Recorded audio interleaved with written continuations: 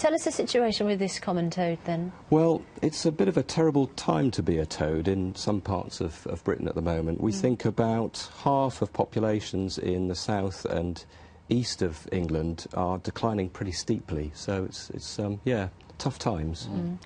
And Martin, with birds as well, as you know, there's a crisis for some, isn't there?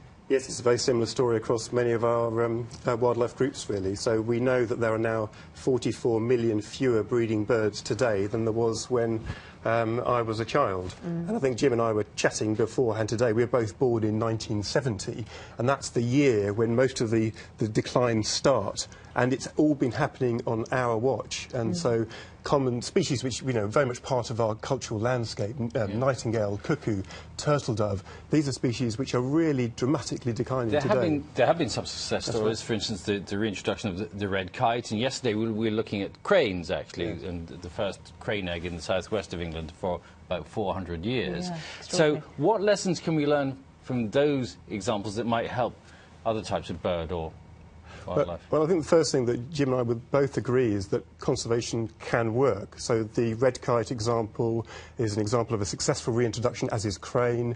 Hopefully we're reintroducing short-haired bumblebee and many other species. When you target conservation action, can actually recover. And that's all about putting things back in where they have disappeared. But also in the farmland landscape, where we know that if you give farmers the right support, they can actually do good things for threatened species like searle bunting or for stone curlew, and that kind of spin-off benefits for brown hare. So we know that with the right support we can actually turn things around, but the reality is we're just not doing enough. Yeah, Jim, what can just ordinary nature lovers do?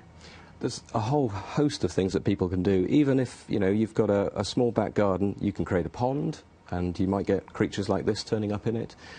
You can help support wildlife organisations by going to volunteer to help out on nature reserves. Submit your sightings to online recording sites. So there's a whole host of things that people can do to make a positive difference. Grow a little bit of meadow possibly in your garden as well. Exactly, yeah.